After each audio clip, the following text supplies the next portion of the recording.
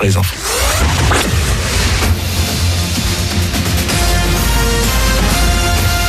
Toute l'actu sur Monaco-Menton avec Frédéric Plat.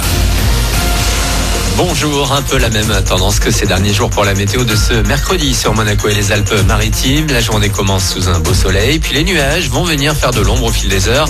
Malgré tout, on va un peu gagner en température, jusqu'à 13 degrés cet après-midi. Il en fait 5 actuellement sur le bord de mer à Menton, tout juste 1 degré à Breil.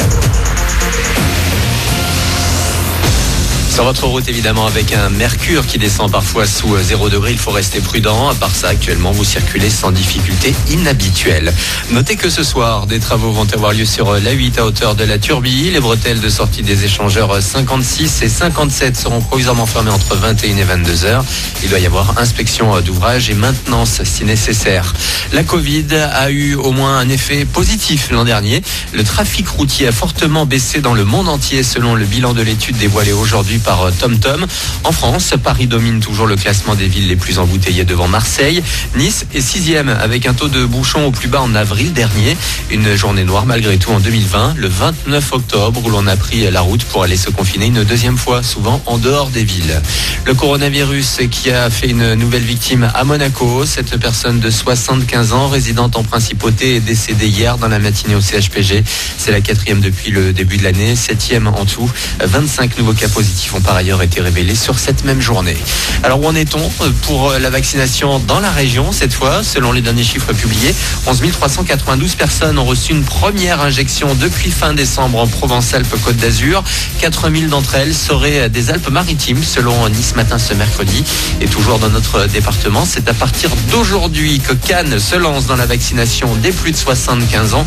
À Nice et Antibes, ce sera dès vendredi, puis la semaine prochaine dans d'autres communes comme Menton. La Covid avec un nouveau conseil de défense sanitaire à l'Elysée aujourd'hui. Le président de la République entouré de spécialistes doit faire le point sur l'épidémie et éventuellement prendre de nouvelles mesures pour contrer la propagation du virus. Le variant anglais représente environ 1% des contaminations en France, soit 200 cas connus par jour à l'heure actuelle selon les chiffres. Certains médecins appellent déjà à un reconfinement strict. L'immobilier plutôt en forme en 2020 sur la Côte d'Azur. La FNAIM indique que l'activité n'a baissé que de 7% dans les Alpes-Maritimes malgré la pandémie. Une bonne nouvelle alors qu'elle avait pourtant chuté de 80% lors du premier confinement.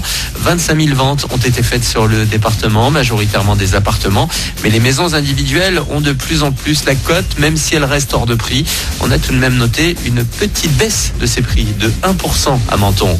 Un peu plus de monde et une bonne nouvelle. Menton vient de passer le cap des 30 000 habitants. 30 717 au 1er janvier, comptabilisé par l'INSEE. Un seuil qui va permettre à la Cité du Citron de bénéficier de nouvelles aides de l'État. À noter que ce n'est pas par le nombre de naissances que la population a gonflé l'an dernier. Elles sont même en légère baisse, mais surtout grâce à l'arrivée de nouveaux habitants. Et compte tenu de la crise sanitaire, il y a eu moins de mariages en 2020 que les autres années. En foot, un match à part, PSG-OM. Le trophée des champions, c'est ce soir à partir de 21h à Lens, sans public évidemment. Le deuxième classico de la saison après la victoire marseillaise au Parc des Princes en septembre.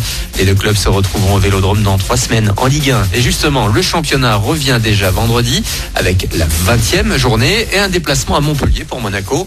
Les Rouges et Blancs sont actuellement au pied du podium, 4e et à 6 points du LOSC et Paris. L'OL n'a qu'un point d'avance sur ces deux équipes. Montpellier 8e. Il sera donc question de cette rencontre à la mi-journée en conf de presse avec le coach bien sûr. Se présenteront aussi aujourd'hui le vice-président de l'ASM et le directeur sportif. Enfin sur le Vendée Globe, les choses se remettent en place. Après avoir été dépassé par Charlie Dalin lundi soir, Yannick Bestaven est à nouveau en tête de la course en solitaire au pointage de ce matin. Ça ne bouge pas pour l'Allemand Boris Herrmann qui porte les couleurs du Yacht Club de Monaco. Il est 6e. Voilà pour vos infos.